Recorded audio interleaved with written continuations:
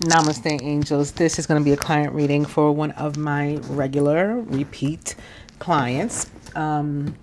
She asked if she could buy a 1 hour reading and split it in half. That's something we did, I guess, August? Yeah, it was August because it was having to do with the Lion's Gate.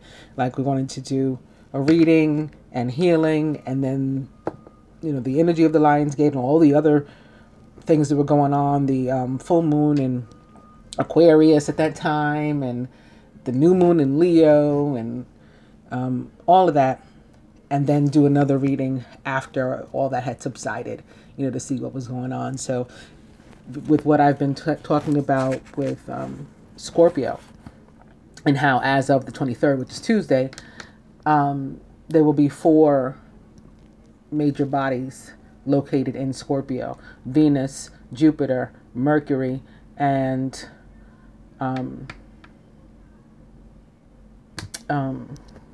the sun. The sun. Why was that escaping me? Yeah, they'll all be in Scorpio as of that day, followed by a full moon in Taurus, which is ruled by Venus, which is located in Scorpio, the next day. So there's a lot. So she wanted like half, you know, of her hour-long reading now and half after all of that energy subsides, to see if, you know, what the changes are, or if any, which is a really smart idea. Plus it's feasible because 2 half-hour readings, you know, each would be 66.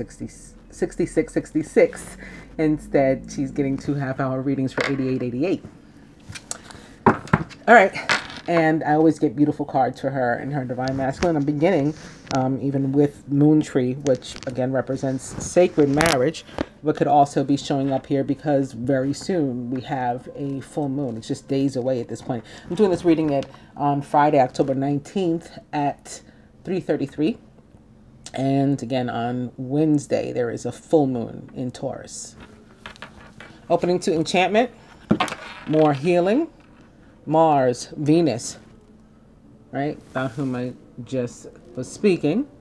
This card it's probably the strongest for me of healing. Although there's one where there's a woman, you can see basically her full body, you know, head to toe, and she's getting healing at like every point.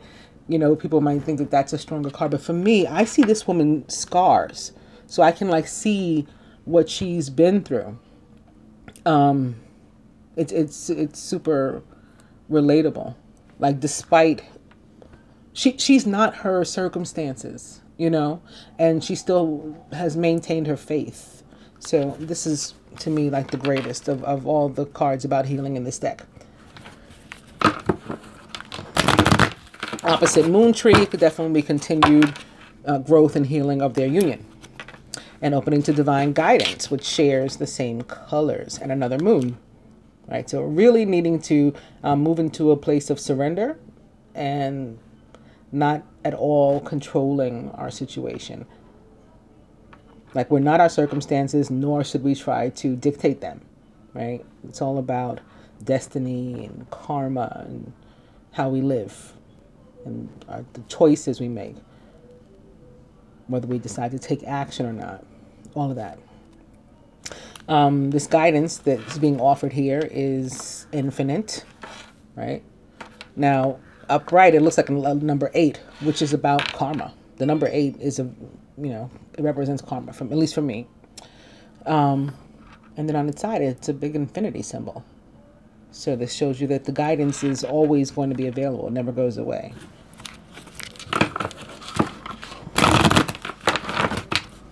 Divine guidance and the more moon. Can you believe this? It's got the goddess, basically the goddess of the moon. And a lot of Venus, really, in my eyes at least. More surrender, more feminine energy of surrender.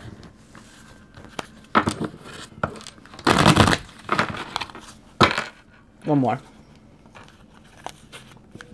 It is blessings with Mother Mary.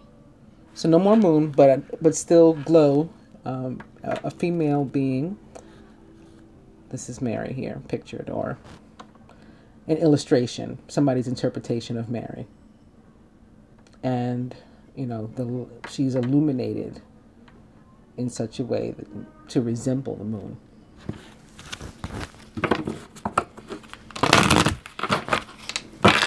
Guidance.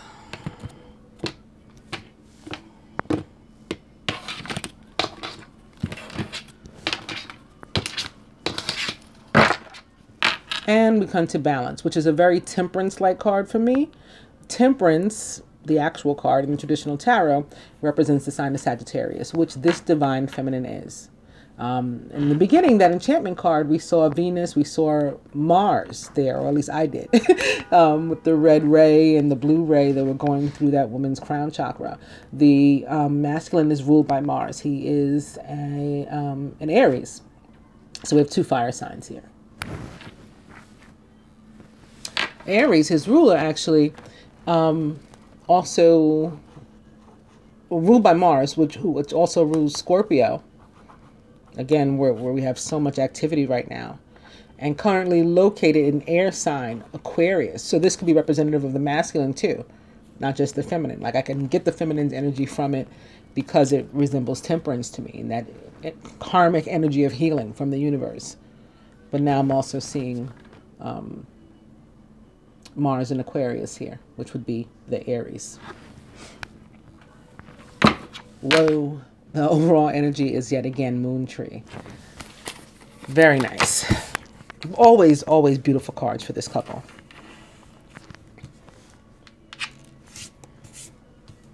Divine feminine. The masculine as it relates to the feminine, himself, and the union as a whole. Overall,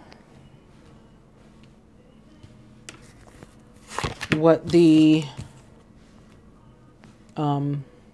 masculine would have the feminine do toward the union at present, what he himself is willing to. The universe, what the universe would have the 2 of them do. They have to affirm, you know, they have to commit to this themselves too, and then to be fully supported in that area. Universe to assist them, and the outcome.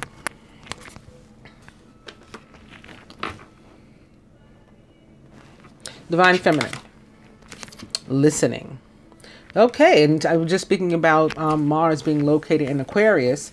Again, Mars is the divine masculine's ruler as an Aries. And this card is representative of the sign of Aquarius for me. Yes, it is about listening. And that means so many things. It's like listening to the messages that we receive from the universe. This being, this female, she too is in complete surrender. She's nude. Her eyes are closed. You know, she's just, you know, being still and quiet so that she can hear everything. And that's truly listening. But the star here is representative of the sign of Aquarius. At least in the tarot in the tarot it is. The star represents the sign of Aquarius in the tarot.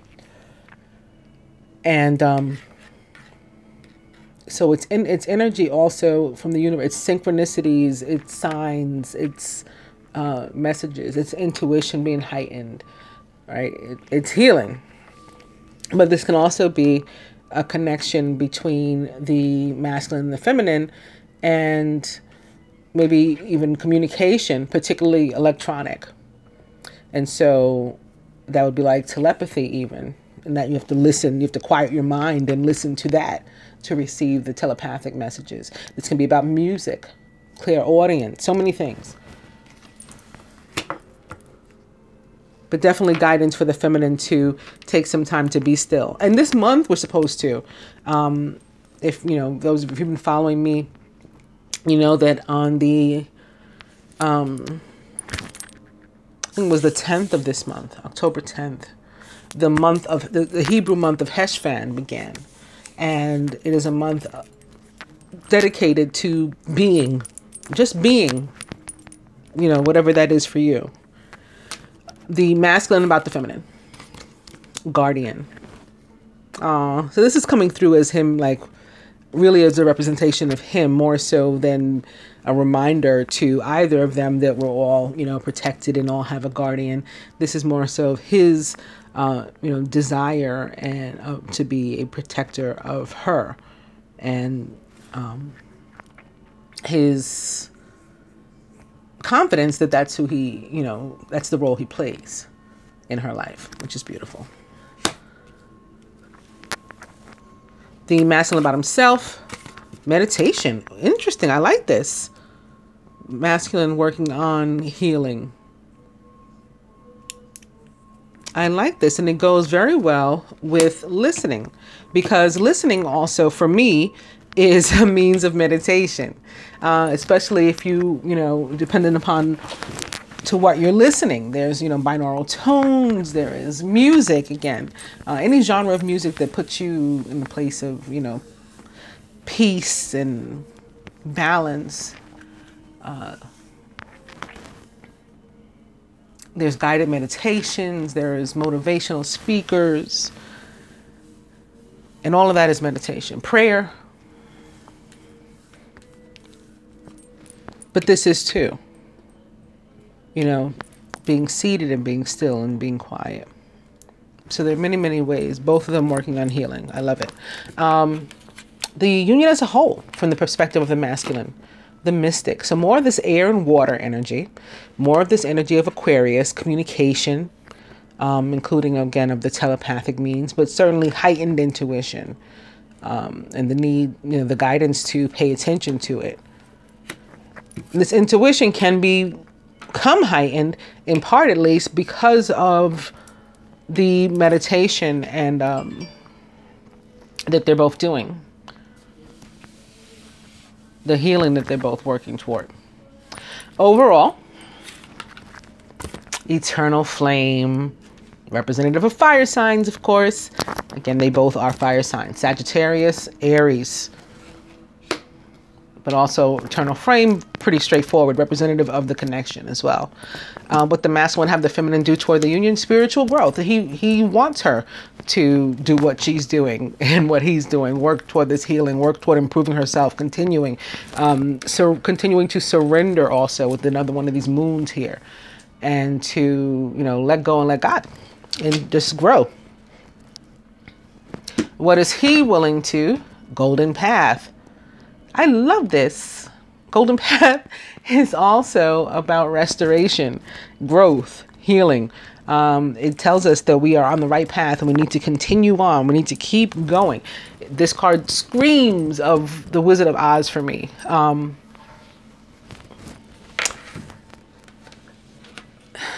Here's the rainbows. And I have like a lifelong connection to the Wizard of Oz. I've always watched it. I remember when it was changed into Technicolor, like they brightened the colors of all the, the Yellow Brick Road and all the other decorations and props.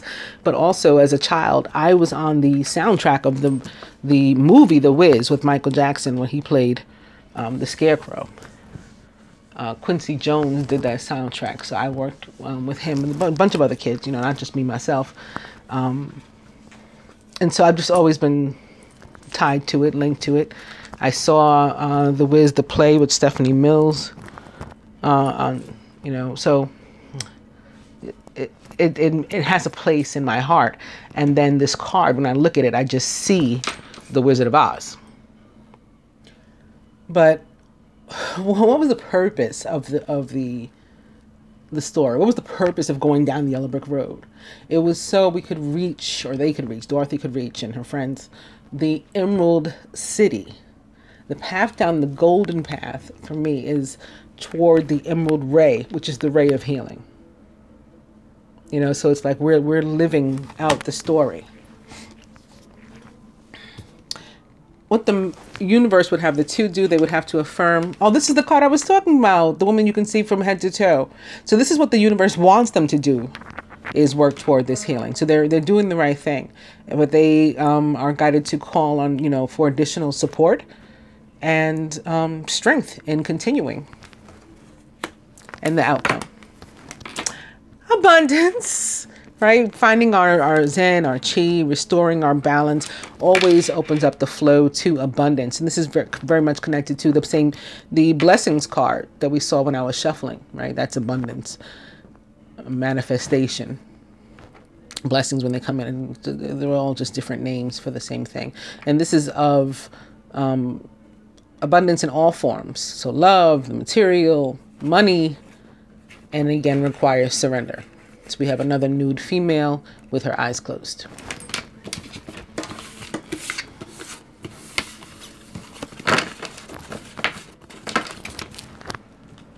From the perspective of the universe, beginning with Ice Queen. So again, this could be representative of the Aquarius energy possibly, or, you know, of the two planets that both rule air signs that are currently located in Scorpio, which is co-ruled with Aries by Mars. And that would be Venus and Mercury. Both are in Scorpio. Opening to courting man.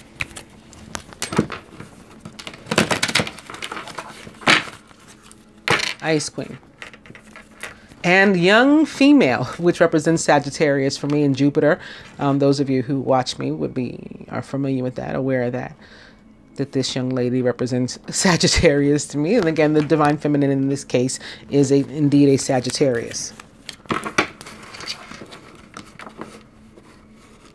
But also Jupiter, karma, right? Luck. Ice Queen. Ooh. Short-term heartache or heartbreak, possibly. Pain. It's very temporary, though. Dating Queen upside down behind it. We have three suitors trying to make an offering of a gift. So this could definitely have to do with like a three of fire, a party of three involving fire signs, as we know. But it's upside down. So maybe there's been a shakeup, and that's what causes some sort of temporary break. And it's connected also to this brunette female, who is the karmic female for me in this deck. Doesn't always represent an actual person, but it's that karmic energy, feminine energy, for me in this, again, representative of in this deck. So some sort of party of three, something or other happening that causes this. Drama, gossip, Five of Swords, Five of Wands sort of energy, conflict.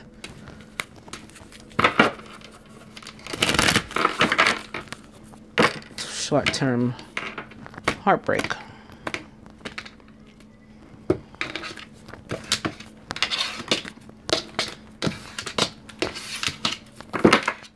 And Beauty Queen. So here's more Venus, as far as I'm concerned, when I see Beauty Queen, because Venus is the ruler of beauty, popularity, confidence, right? All things abundant and awesome. And so this is probably how each of them is feeling, right? This sort of confident, attractive, very fiery, all this red in this card, which is good. Overall energy is twin flame. So regardless of what's going on, and you know, there may be some sort of shakeup again, some sort of conflict that comes their way, we're reminded of the connection. We've seen Moon Tree. We had an overall energy of eternal flame, and now twin flame. Divine couple. Recent past. Masculine's higher self. Near future. Blocks to the union. What the feminine can do, what the masculine can do. Further advice from the universe, they will have to affirm to do, and the outcome.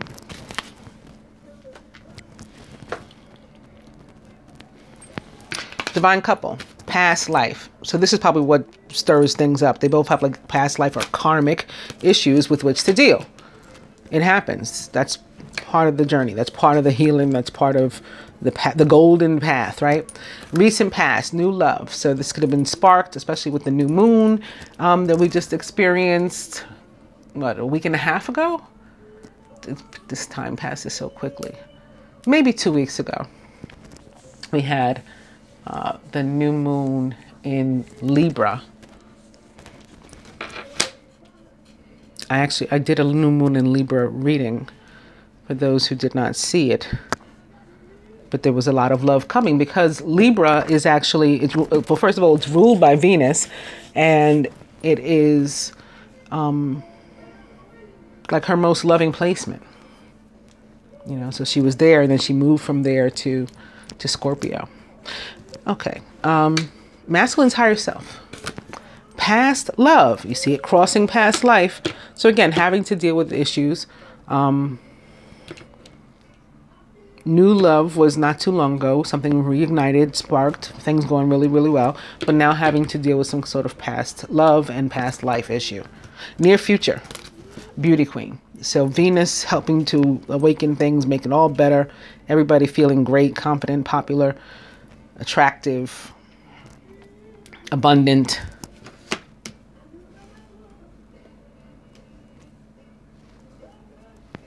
Fiery even. Maybe even Sag-like when Venus moves again. With this red, again, corset and red shoes, red card. That's the near future. Because she leaves Scorpio on the 31st. That's another reason why I was telling people like a week prior, the week of, and a week after. In my opinion. Really, really an optimum time to get any kind of services, readings, healings, all of that. Certainly that I offer, but you know, I mean it in general, you know, so from wherever you, get those sort of things, I think that these 3 weeks are the best time. Like to take advantage because the month of October, but particularly while we're there in Scorpio with all the intensity and up to the 31st when Venus's last day there on Halloween, when the veil between, you know, our realm and the spiritual realms are the thinnest. And so it's the best time to work on this sort of thing and make a connection. Blocks. Young male. Young male.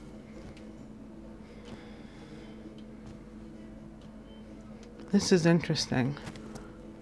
This could be, it's going to sound weird, but this could even be their pet.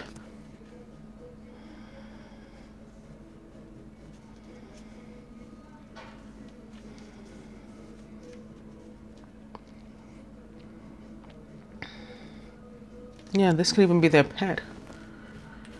The feminine actually has a son. I can't see why he would be a block, and that's not what popped up in my mind. Again, pet did, but there could be something perhaps going on with her son too that causes her to have to pay attention to that. I don't want to imply anything negative or bad because I certainly don't feel anything like that, but she may just have some mothering, some duties, you know, parental duties to handle for a minute. We need a break. We need a pause. Or I need to turn my face. You know, temporary it's so relative. Well, time is, right? Some would dare say it doesn't exist at all, but it's definitely relative. Could be, you know, 5 seconds, 5 minutes, 5 hours, 5 days, 500 days. You know, it's like whatever. What the feminine can do.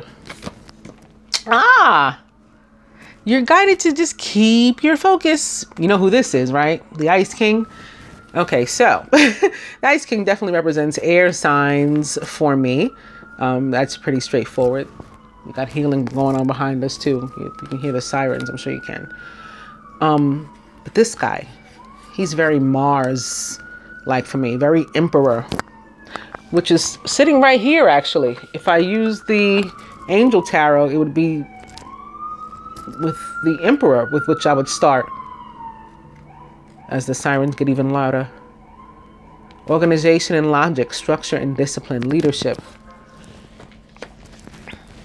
So this is Mars, again, ruler of Aries. And who is currently located in Aquarius, air sign Aquarius. Then we have strength here, fellow fire sign, Leo. So this is definitely remaining focused and in control of your own destiny and life at the driver's seat, right? not relinquishing control to other people, and is representative of the masculine's energy also. What the masculine can do, freedom. So speaking of Aquarius, right, he's guided to break free of his restrictions, whatever, whoever, wherever they may be.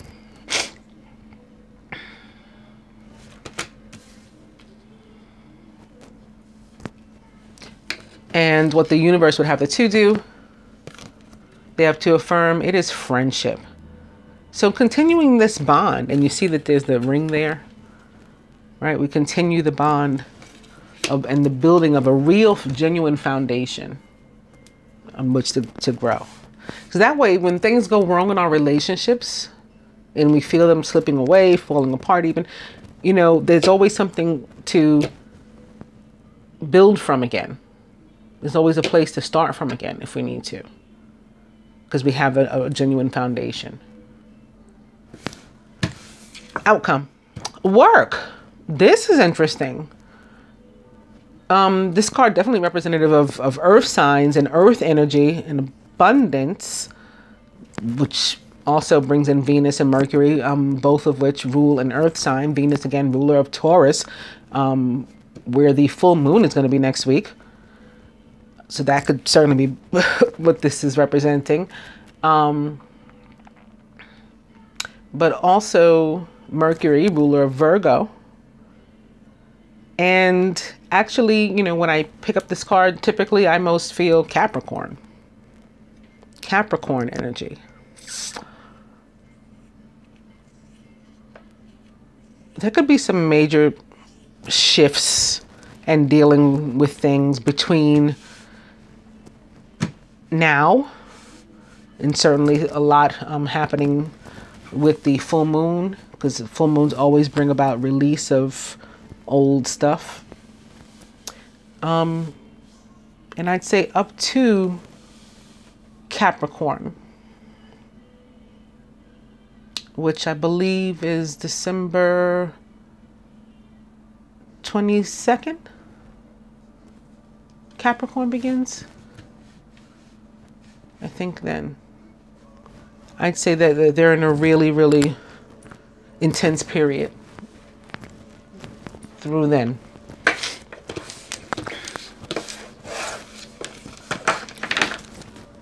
We'll do some romance cards. Beginning with, pay attention to the red flags. The signs are cautioning you. I think they are the red flags. And now opening to children, which is representative of new beginnings. Also could be the pet. And look, see all the little dogs? Here's two dogs. There's a puppy here. I think it does. I think it is connected to the pet. Some sort of pet.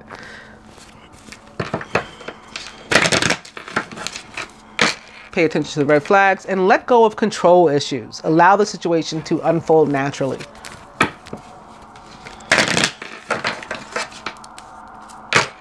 Go control issues. More sirens. Also, calling in your soulmate. Your prayers, affirmations, and visualizations help bring you together. On that note, this went completely silent. It went completely silent. Like, let go of control issues. And love yourself first. Your self-respect makes you more romantically attractive. I feel like that's connected to that freedom. Like, there's a need to break away and tend to your own needs and desires and goals and things. Let go of control issues. And separation. Time apart from your partner is on the horizon.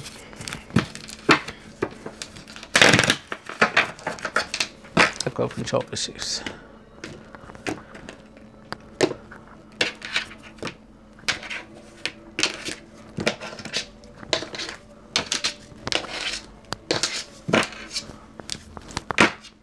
Engagement.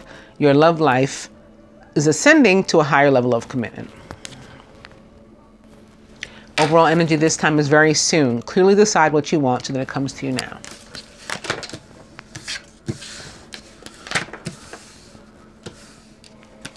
Oh, 2 for the masculine in his subconscious. 2 for the feminine, crowning her. Very interesting.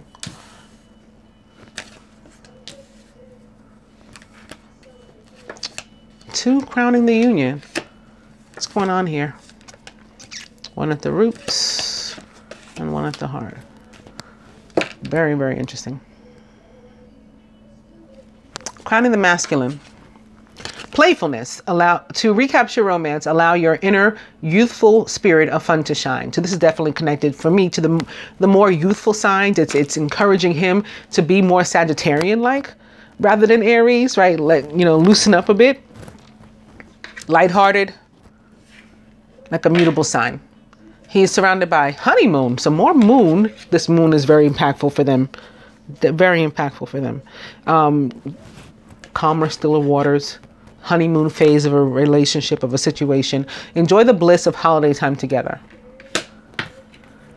Okay, we got 2 here. Oh. In his subconscious, maybe on his mind, wedding. The situation involves marriage and also passion. Allow your heart and soul to sing with joy, because definitely it could be connected to the listening and all those other cards of meditation and sound and communication that we saw in the beginning.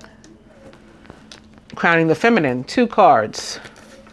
Let your friends help you. Ask for and accept support from others, but also romantic feelings. Your feelings are real and worth exploring. And I feel that this is probably connected to calling upon, again, the support of the divine. Always being sure to make sure that we're being clear that we only want beings of light. If people believe in praying or calling upon their ancestors, not all your ancestors like you or care. Not all of them are good people. That goes for all of us. So we always like to make sure that we're calling on the beings of light, those ancestors who, love us and care for us and want to send us, protection and guidance and support. Those angels that, were of the light of God, of the divine. We certainly don't want to call on anything that's fallen. It's that sort of thing. But those are your friends. And then you might have some friends on this plane too, that you like to spend some time with, and that, girl time and all that sort of thing, I feel would also be helpful and healthy. Talking, girl talk with somebody about what you're feeling, about what you're going through. Again, pay attention to the red flags, the signs of cautioning you. Well, the red flags that we saw thus far, the red cards that showed up, they were all very positive, right? Eternal flame, beauty queen, guardian, had a lot of red in it. So those are the red flags. Those are the things that you're being called to pay attention to take note of, so that you can follow through with that guidance. Feminine subconscious, true love. This is the romance of a lifetime. And crowning, we had another 2 cards to come out together. They are calling in your soulmate. Your prayers, affirmations, and visualizations help bring you together, but also express your love. Go ahead and make the romantic gesture, which those 2 go quite nicely together. At the root, you deserve love. You are lovable, with this very Sagittarian energy aimed toward the feminine, although she's the Sagittarius, right? This archer here, very Cupid-like. You are lovable. You deserve love, and that's why you're getting it. You've earned it. At the heart of the matter, religious factors. Your love life is influenced by your religious upbringing and spiritual path. And I do feel that this is connected to marriage in more than one way. Like his marriage to someone, and it doesn't have to be legal, but his connection, right? His tithe, that from which he needs to break away. That, and it's connected to ideologies and with which he was raised, right? That when you commit to something or, a belief system, you're supposed to not change, not waver, right? So he's like feeling stuck in old, funky energy that needs to go. So that may be where the moon comes in for you, right? This moon here comes in for him, at least, to help him to wash that away, because that's what a full moon does. It just takes that old stuff with it. But also the sanctity, the sacredness of the union here, certainly represented by wedding. We saw that from the very beginning. We saw that with the first card. And, oh, you guys got an extra one that jumped out. All these extra cards wanted to come out today. Moon tree, we saw that with. So,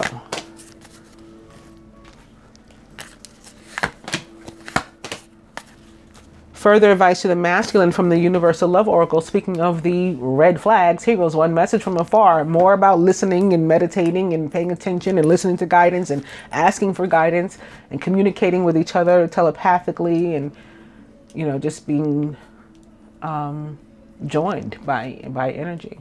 That's what message from afar is about. Could be communication increased too, on this plane. For the feminine, love, the only thing that's real. Reminder to her. From the hashtag creepy deck for the masculine, children.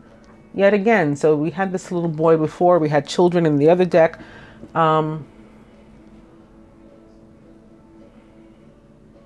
It's very Empress-like, this one though. And the Empress in the tarot is Major Arcana card 3 and does represent the sign of Taurus, again, which is ruled by Venus. And I think that that is to what this is connected. The new beginnings that will be, that will result of the endings that come with that full moon in Taurus. Feminine, destiny. Like regardless of whatever happens in the meantime, even if temporary break shows up, you know, it is what it is with as far as destiny is related. The masculine, more Sagittarius. The Page of Fire, outgoing, creative, confident, and mischievous. And another big moon back here. News of an exciting new endeavor. Use your originality and ingenuity. The Page of Fire for me is a Sagittarius because, again, is the more youthful of the fire element. But it can be Leo. It can be his own energy as well. Aries, right? Angel Tarot to the feminine. The Knight of Earth. Loyal, dedicated, honorable, and kind. Time to buckle down and get things done. Honor your commitments. You have a guardian angel.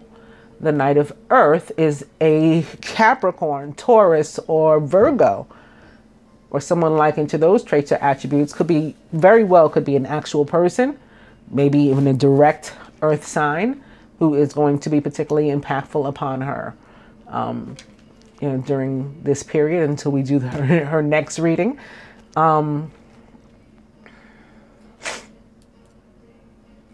Could also have to do with abundance that is on its way to her, but maybe a little slower than she would have, you know, hoped or otherwise had it if she was in control of that.